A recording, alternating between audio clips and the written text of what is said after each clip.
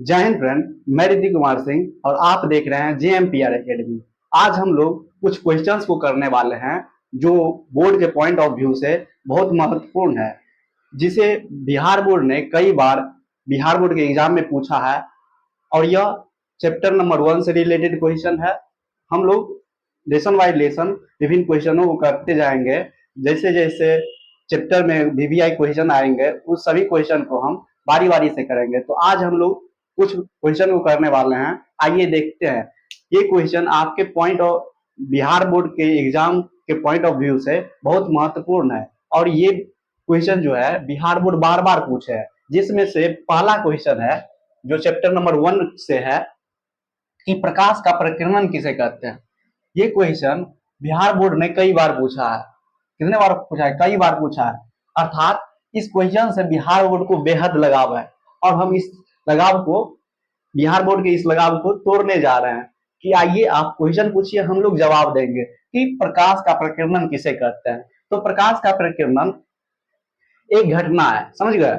ये वायुमंडल में घटने वाली एक घटना है, जिसमें हम लोग जानते हैं कि वायुमंडल में विभिन्न घटक मौजूद है, जैसे वायु, धूलकण, गैस इत्यादि। तो प्रकाश जब विभिन्न स्रोतों से, जैसे सूर्य हो गए इत्यादि से जब आते हैं, तो ये जो वायुमंडल में विभिन्न धूलकण है उस पर पड़ने के बाद विभिन्न दिशाओं में फैल जाते हैं। इसी घटना को प्रकाश के कण पर आपतित होने के बाद विभिन्न दिशाओं में विकृत होने की प्रक्रिया को ही हम प्रकाश का प्रकीर्णन करते हैं। आइए देखते हैं किसे कहते हैं कि सूक्ष्म कणों के द्वारा, किस कणों के द्वारा? सूक्ष्म कणों के द्वारा, जो वायुमंडल में है, सूक्ष्म कणों के द्वारा प्रकाश को विभिन्न दिशाओं में विकृत करने की घटना, अर्थात फैलाने की घटना, विभिन्न दिशाओं में फैलाने की घटना घटना को हम प्रकाश का प्रकीर्णन कहते हैं। क्या कहते हैं? प्रकाश का प्रकीर्णन कहते हैं। अब जो बिहार बोर्ड आपसे पूछेगा कि प्रकाश का प्रकीर्णन क्या है, तो क्या कहिएगा? इधर आइए।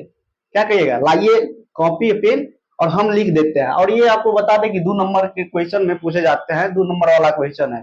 तो आप क्या कहिएगा? आइए आपको इधर सुनाते हैं, चाहे लिख के दिखाते हैं कि प्रकाश का प्रकीर्णन किसे कहते हैं। समझ गए? तो प्रकाश का प्रकीर्णन सूक्ष्म कणों पर प्रकाश के आपतित होने और कणों के द्वारा विभिन्न दिशाओं में विकृत करने की प्रक्रिया है। क्या? कुछ नहीं है, एक नॉर्मल सा क्वेश्चन है, जिसे बिहार बोर्ड ऐसा लगता है कि बच्चे से वो आता ही नहीं होगा। तो आप लोग क्या करिएगा? आप लोग बिहार बोर्ड को बता दीजिएगा कि नहीं, हमें आता है कि प्रकाश का प्रकीर्णन किसे कहते हैं। उसको पकड़ के सुनाइए, सुनाना है। कोई भी पूछे आपके समझ।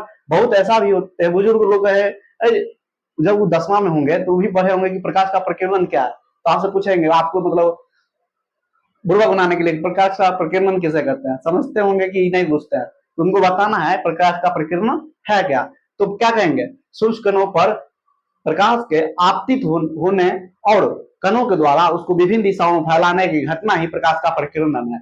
अब दूसरा क्वेश्चन क्या है? प्रकाश प्रवर्तन के कितने नियम है? प्रकाश के परावर्तन के कितने नियम है? और आपको बता दे कि यहाँ से ऑब्जेक्टिव सब्जेक्टिव दोनों क्वेश्चन आते हैं कि प्रकाश के परावर्तन के कितने नियम है। तो पहला आपको बता दे, प्रकाश के परावर्तन का 2 नियम है। कितने नियम है? 2 नियम है।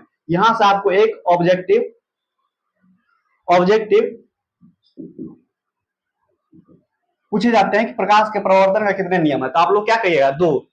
ये गलती नहीं होना चाहिए। और ये भी ऑब्जेक्टिव है और सब्जेक्टिव में भी आया, जो बिहार बोर्ड ने कई बार पूछा है। मान ले इस क्वेश्चन से बिहार बोर्ड को बहुत लगाव हो गया, लव हो गया, समझ गया। ये बिहार बोर्ड कई बार पूछा है, मतलब उसके पास कोई दूसरा क्वेश्चन नहीं है चैप्टर नंबर 1 से। ये कई बार पूछा गया है कि प्रकाश का प्रकीर्णन किसे कहते हैं। तो हम लोग छोड़ने वाले हैं नहीं। प्रकाश का प्रकीर्णन का 2 नियम है। कितना नियम है? 2। समझ गए? पहला लिखिएगा आप लोग कि प्रकाश के प्रवर्तन का मुख्य 2 नियम है। मुख्य नहीं, 2 नियम है। पहला कि आपतित आपतित आपतित किरण, जानते हैं ना आपतित किरण, आने वाला किरण। परावर्तित किरण,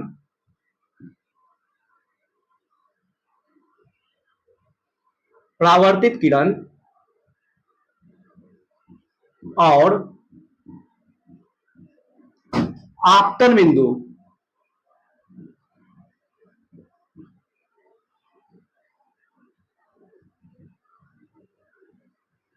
बिंदु पर डाला गया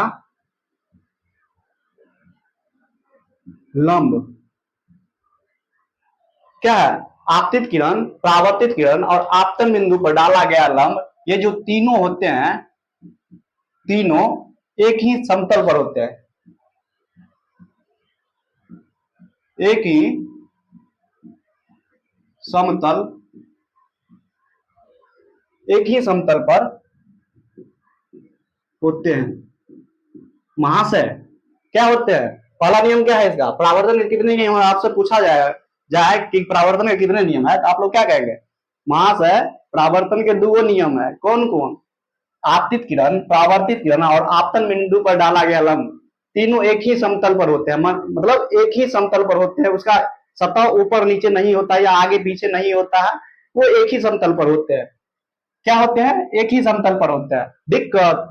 कोई दिक्कत नहीं होनी चाहिए। आपतित किरण, परावर्तित किरण और आपतन बिंदु पर डाला गया लंब एक ही समतल पर होते हैं। समझ गए? और दूसरा दूसरा नियम क्या है? दूसरा नियम क्या है? आप लोग कहीं कहीं क्लास भी करते होंगे तो आप लोगों को बताया गया होगा कि परावर्तन के कितने नियम है? दो नियम है। पहला आपतित किरण, परावर्तित किरण और आपतन बिंदु पर डाला गया लंब। इमेज के थ्रू आपको समझा दे, हाँ आपको बता दे। यदि एग्जाम में आपसे कोई क्वेश्चन पूछा जाता है और आप उसका इमेज के साथ यदि उत्तर देते हैं तो एग्जामिनर बहुत खुश होता है और आपका नंबर नहीं करता है। तो आइए देखते हैं, इसको हम इमेज के थ्रू भी देख लेते हैं। देखिए, मान लीजिए ये एक दर्पण है, दर्पण है इस तरह ही बनता है।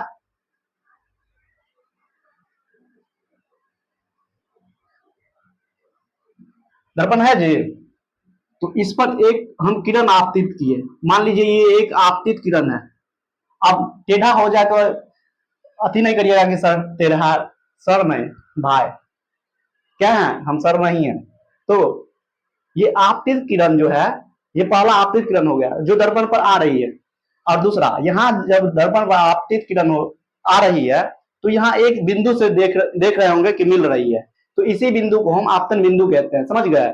और यहाँ से जो प्रकाश किरण है परावर्तित होने के बाद पुनः उसी माध्यम में चले जा रहे हैं। समझ गए? देखिए, ये यहाँ लिख दे, ये आपतित किरण, आपतित किरण। देखिए यहाँ बहुत उचक्का होगा, समझ गए? ये किरण पर ज्यादा ध्यान दे रहा होगा, है ना? ये किरण पर ज्यादा ध्यान नहीं देना है, नहीं तो लाल पीला हरा के चक्कर में डूब जाइएगा। तो ये देखिए आपतित किरण हो गया और ये परावर्तित किरण, परावर्तित परावर्तित किरण। समझ गए? और ये आपतन बिंदु पर एक काल्पनिक लंब डाला जाता है। देखिए ये इसे लंब डाल दे सीधा, इसी को हम लंब कहते हैं। समझ गए? ये लंब हो गया। समझ गए? तो यही पहला पहला नियम क्या है कि आपतित किरण, परावर्तित किरण और आपतन बिंदु, ये जो आपतन बिंदु है इस पर डाला गया लंब, ये तीनों एक ही सतह पर होते हैं। समझ गए? एक ही सतह पर होते हैं। और दूसरा, ये जो कोण बन रहा है, कोण आई इक्वल टू कोण आर होता है। समझ गए? कि आपतित आपतन कोण इक्वल टू परावर्तन कोण, ये दूसरा नियम है कि आप आपतन कोण, दूसरा नियम क्या है कि आपतन कोण,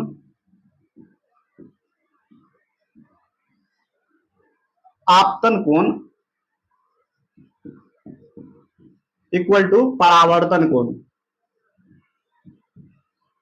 आप इसको वाक्य में लिखेंगे कि आपतन कोण परावर्तन कोण के बराबर होते हैं, या कोण इसको इस तरह भी लिख सकते हैं, कोण आई इक्वल टू कोण आर। समझ गए? कोण आई इक्वल टू कोण आर। हाँ, आपसे एक यहां से एक ऑब्जेक्टिव भी पूछा जाता है। समझ गए? कि यदि किसी समतल दर्पण पर एक प्रकाश किरण लंब के रूप में आ रही है, सीधी सीधी रेखा में दर्पण वो पड़ रही है, तो वो परावर्तन के बाद कितने डिग्री का कोण बनाएगा? समझ गए? परावर्तन के बाद कितने डिग्री का कोण बनाएगा? आपको ऑप्शन दिया जाएगा, कोण 90 डिग्री सबसे ऊपर, दूसरा कोण 0 डिग्री, तीसरा कोण 45 डिग्री, इनमें से चौथा, इनमें से इनमें से कोई नहीं। महाशय इनमें से कोई नहीं। तो चार ऑप्शन है कि मतलब क्या कहता है कि कोई किरण समतल दर्पण पर लंबवत आपतित हो रही है और परावर्तन के बाद पुनः उसी मार्ग पर लौट जा रही है। आपसे क्वेश्चन ये पूरे इस तरफ से पूछा जाएगा कि कोई किरण लंबवत रूप में समतल दर्पण पर आपतित हो रही है और परावर्तन के बाद उसी पथ पर लौट जा रही है, तो बताइए कि इस पर कितने डिग्री का कोण बनेगा। तो बता दीजिएगा, नहीं बता दीजिएगा आप भी। देखिए आपको कंफ्यूज करने के लिए आपसे सबसे पहले पूछा जाएगा कि कोण 90 डिग्री का कोण बना रहा है, तो आप क्या कहिएगा, नहीं महाशय ये कोण 90 डिग्री का कोण नहीं बनाएगा। समझ गए। दूसरा, अभी दूसरा ऑप्शन छोड़िए, तीसरा ये 45 डिग्री का कोण बना रहा है, तो क्या है दो गुरुवक 45 डिग्री का कोण कैसे बनाएगा। समझ गए। 45 डिग्री का कोण नहीं बनाता है, क्योंकि आप लोग इसका दूसरा नियम जानते हैं कि कोण आई इक्वल टू कोण आर। यदि आप यहाँ देखेंगे, यदि आप कंफ्यूज भी होंगे, यहाँ तो 90 डिग्री का कोण जैसा लग रहा है, कितने डिग्री का कोण जैसा लग रहा है, 90 डिग्री का, लेकिन आप लोग गलत है। और यहाँ से आप इसको तो हटाइए दीजिएगा, 45 डिग्री वाला को क्या करिएगा, हटा दीजिएगा, नहीं ये तो वहां से नहीं होने वाला है। और तीसरा क्या है, इनमें से कोई नहीं, ये तो ये होगा ही नहीं। समझ गए। तो इसमें से तीन ऑप्शन खत्म हो गया कि 90 डिग्री का नहीं होगा, 45 डिग्री का नहीं होगा, और चौथा इसमें से कोई नहीं होगा। तो आपका क्या बचा, कोण 0 डिग्री। और आपको बता दे कोण 0 डिग्री ही सही उत्तर था। कितना था, कोण 0 डिग्री ही सही उत्तर था, क्योंकि आपको बता दे कि परावर्तन कोण जो है, परावर्तन कोण किस कोण को कहते हैं हम, परावर्तन कोण किस कोण को कहेंगे। देखिए ये अब मान लीजिए एक दर्पण है, ये देखिए आपतित कोण और परावर्तित कोण ये हो गया, और इसके बीच में जब लंब डाला जाता है तो हम आपतन कोण किस कोण को कहेंगे, आपतन किरण, आपतित किरण और लंब के बीच को कोण को हम आपतन कोण कहते हैं। और परावर्तन कोण किसे कहेंगे, परावर्तित किरण और लंब के बीच के कोण को हम परावर्तित कोण कहते हैं। तो यहाँ क्या हुआ, देखिए एक एक लाइन आ रहा है प्रकाश का, जिसे हम आपतन किरण कहते हैं, और इसी पर लौट जा रहा है। समझ गए। और यहीं पर हम एक लंब भी डाले हैं, तो लंब और परावर्तित किरण के बीच की दूरी कुछ बच रहा है, कुछ नहीं बच रहा है, उसी पर फिर से लौट जा रहा है। तो यहाँ कितने डिग्री का कोण बनेगा, 0 डिग्री का। ना कि आप लोग यहाँ कंफ्यूज हो जाए कि दर्पण के सतह से यहाँ 90 डिग्री का कोण बना रहा होगा। समझ गए। कभी भी दर्पण के सतह से कोण नहीं बनाता है। जो प्रकाश प्रवर्तन के नियम में दर्पण के सतह से कोण को नहीं देखा जाता है, बल्कि अभिलंब और परावर्तित या आपतित किरण के बीच के कोण को हम नापते हैं, जो भी है उस कोण को नापते हैं। तो यहाँ से एक नंबर का ऑब्जेक्टिव आपसे, यदि गलती करिएगा तो छूट जाएगा, कंफ्यूज नहीं होना है। 90 डिग्री का कोण नहीं बनाएगा, 0 डिग्री का कोण बनाएगा। समझ गए। और दूसरा नियम जान गए ना, आपतन कोण बराबर परावर्तन कोण होते हैं। यानी आप यहाँ लिखिएगा कि महाशय, महाशय नहीं लिखिएगा, समझ गए, मैं तो कह खच्चर लड़का है। हाँ, तो आपतन कोण परावर्तन कोण के बराबर होते हैं। समझ गए, आपतन कोण परावर्तन कोण के बराबर होते हैं। दिक्कत दिक्कत नहीं होना चाहिए। यदि दिक्कत हो तो कमेंट में लिखिएगा कि हमको दिक्कत हो गया, फिर से हम बताएंगे। समझ गए। अब देखिए अगला क्वेश्चन हम देखते हैं, इसको मिटा है, इसमें कोई नहीं ना दिक्कत, चलिए इसको मिटाते हैं। अब देखिए तीसरा क्वेश्चन, गोलीय दर्पण किसे कहते हैं। वहां से गोलीय दर्पण जान रहे हैं। देखिए क्वेश्चन है कि गोलीय, क्या लिखना भी नहीं आ रहा है,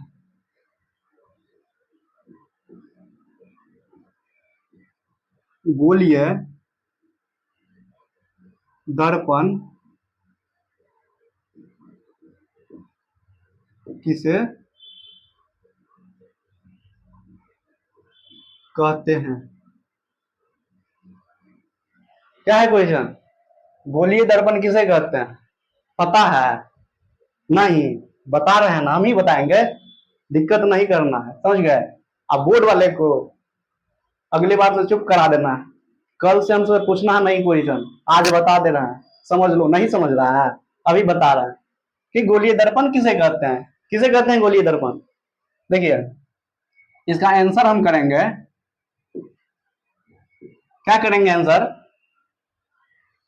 गोलीय दर्पण, जिस दर्पण का जिस दर्पण का परावर्तक सतह, परावर्तक सतह किसी खोखले गोले,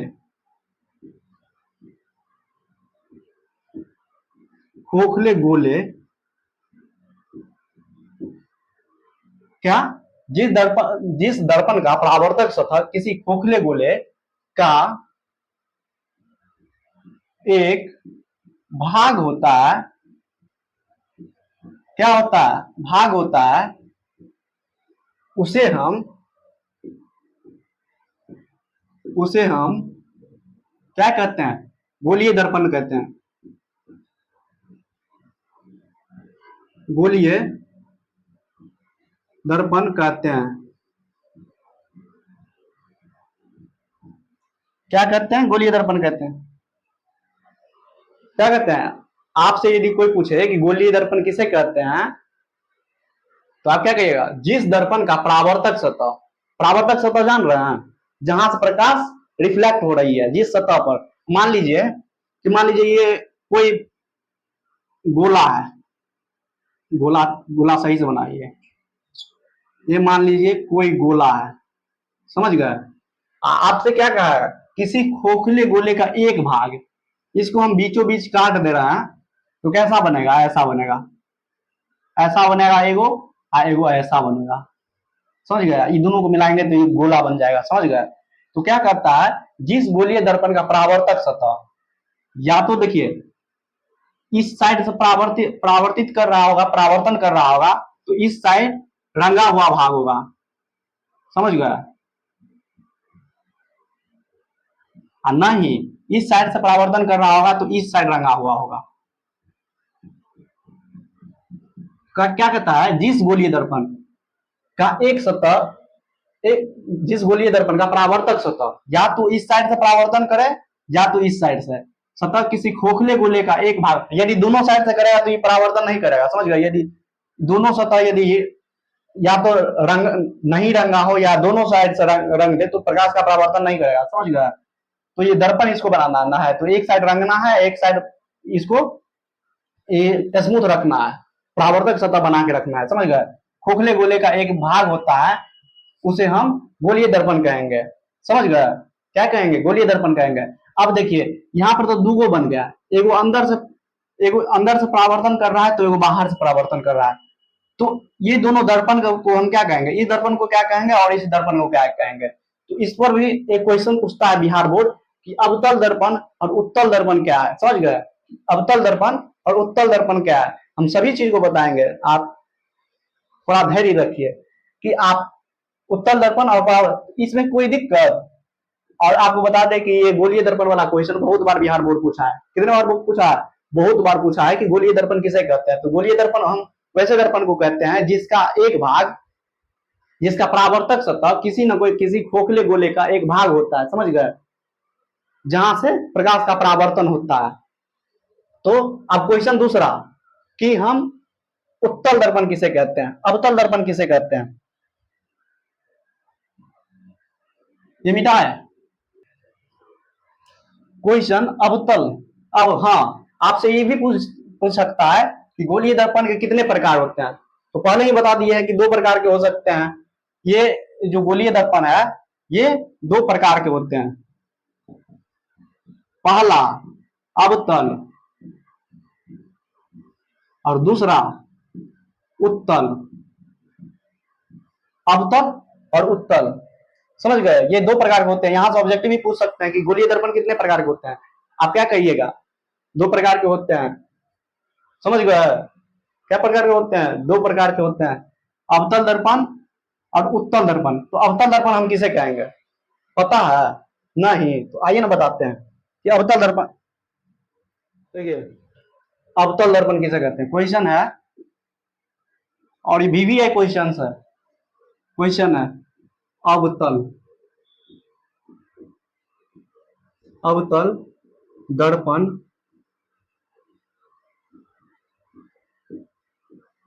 किसे कहते हैं। तो आंसर देना है आपको।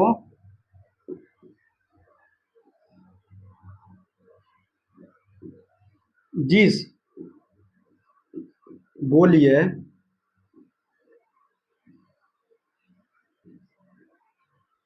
गोलीय दर्पण का परावर्तक परावर्तक सतह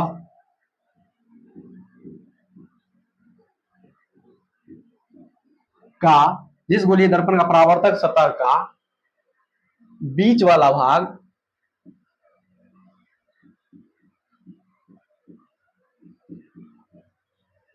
किनारे की अपेक्षा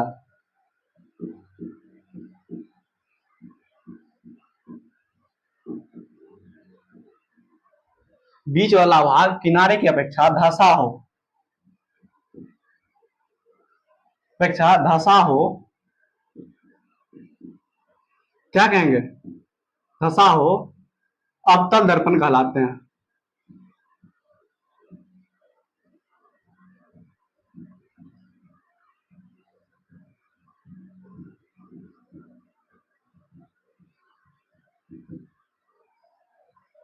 समझ गए, किसे कहते हैं अवतल दर्पण, किसे कहेंगे, जिस गोलीय दर्पण का परावर्तक सतह, आपको क्या पहले ही बताया कि गोलीय दर्पण का, जो गोलीय दर्पण किसे कहते हैं, तो उसमें बताए थे कि गोलीय दर्पण ऐसा ऐसा दर्पण जिसका परावर्तक सतह किसी न किसी खोखले गोले का एक भाग हो, उसे हम गोलीय दर्पण कहते हैं। समझ गए, तो उसी का दो भाग है, अवतल दर्पण और उत्तल दर्पण। वो कितने प्रकार के होते हैं आपको तभी बता दिए थे कि गोलीय दर्पण दो प्रकार के होते हैं, अवतल दर्पण और उत्तल दर्पण। तो अवतल दर्पण किसे कहते हैं, और बीबीए क्वेश्चन है, समझ गए, ये बार बार क्वेश्चन बोर्ड में पूछे जाते हैं कि अवतल दर्पण किसे कहते हैं। तो आप लोगों को चिंता करने की कोई बात नहीं है कि गोलीय अवतल दर्पण किसे कहते हैं, तो जिस गोलीय दर्पण का परावर्तक सतह, ये गोलीय दर्पण का ही भाग है अवतल दर्पण एक, तो जिस गोलीय दर्पण का परावर्तक सतह का बीच वाला भाग किनारे की अपेक्षा यदि धसा हो तो उसे हम क्या कहेंगे, अवतल दर्पण कहेंगे। समझ गए, अवतल दर्पण कहेंगे। और दूसरा क्वेश्चन है उत्तल दर्पण, कि उत्तल दर्पण किसे कहते हैं, उत्तल दर्पण किसे कहते हैं।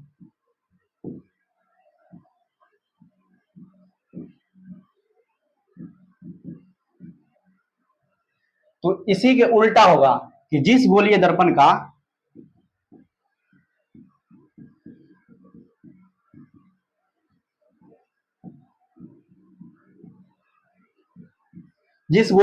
का जो परावर्तक सतह है,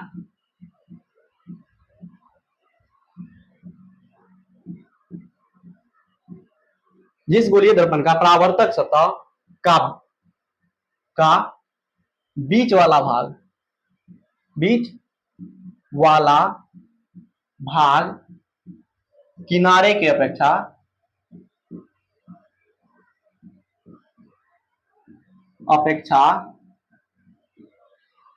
अधिक उभरा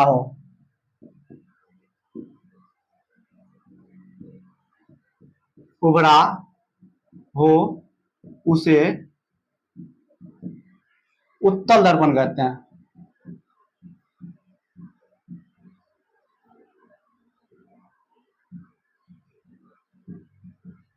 महाशय किसे कहते हैं, देखिए अवतल दर्पण पहले ही आपको बता दिए, अवतल दर्पण वैसे दर्पण को कहेंगे जिसका परावर्तक सतह क्या, परावर्तक सतह जहां से प्रकाश रिफ्लेक्ट हो रही है, परावर्तक सतह का बीच वाला भाग समझ रहे हैं, बीच वाला, आप लोग भली बात ही समझ रहे हैं कि बीच वाला भाग किनारे की अपेक्षा, किसकी अपेक्षा,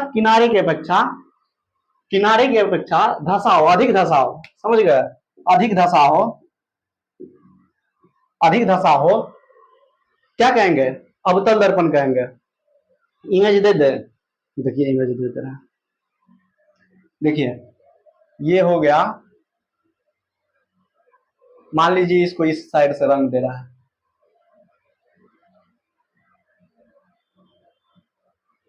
क्या है, इसको क्या कहेंगे? इस दर्पण को हम क्या कहेंगे? ये इस साइड से मोटा है, समझ गए? इस साइड से मोटा है ज्यादा और इस साइड से भी मोटा है, और ये बीच में पतला होता चला जा रहा है, समझ गए? तो ऐसे दर्पण को क्या कहता है? सतह का परावर्तक सतह का बीच वाला भाग, ये जो बीच वाला भाग है, ये जो बीच वाला भाग है किनारे की अपेक्षा, ये जो किनारा है की अपेक्षा अधिक धसा हो, मतलब धसा हो, देख रहा है धसा है ना? तो ऐसे ही दर्पण को हम अवतल दर्पण का नाम देते हैं। इसे क्या कहते हैं? अवतल दर्पण। अवतल दर्पण और उत्तल दर्पण, इसका जो देखिए ये ये लिया दर्पण और इस साइड इसका रंगा हुआ है, समझ गए? तो इसमें क्या कहता है? किनारे की अपेक्षा अधिक मोटा होना चाहिए। तो ये वाला भाग धीरे धीरे ये यहाँ पर दर्पण का क्या होता है? मोटा होता चला जाता है, समझ गए? उभरा होना हो रहा है, उभार हो रहा है इसमें,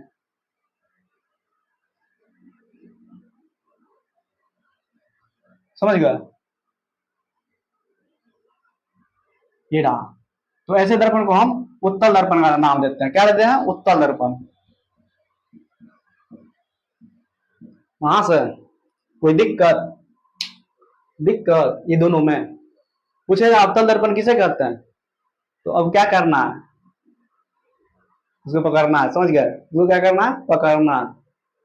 तो हमसे पूछा अवतल दर्पण, तुम हम उत्तल दर्पण भी बताएंगे। क्या बताएंगे?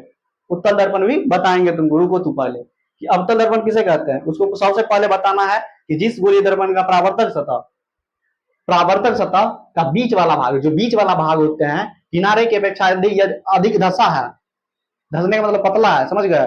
यदि अधिक पतला है तो उस दर्पण को हम अवतल दर्पण कहेंगे। क्या कहेंगे बाबू? अवतल दर्पण कहेंगे। और उत्तल दर्पण कहेंगे, तुमको एक बोनस देते हैं कि तुमको हमसे पूछा कि अवतल दर्पण किसे कहते हैं, तुमको एक और एक्स्ट्रा बोनस, उत्तल दर्पण भी लो। उत्तल दर्पण जिस गोलीय दर्पण का परावर्तक सतह का बीच वाला भाग किनारे की अपेक्षा अधिक उभरा हो या मोटा हो, समझ गए? उसे हम उत्तल दर्पण कहेंगे। हाँ, उत्तल दर्पण कहेंगे। क्या कहेंगे? उत्तल दर्पण। और यदि पूछेगा कि कल से भी क्वेश्चन हम ही से पूछना है तुमको, कहीं दूसरे जगह नहीं जाना है, हम ही बताएंगे, समझ गए? कि गोलीय दर्पण। अब देखिए, अब तीसरा को अगला क्या है, दोनों में अंतर पूछ रहा है।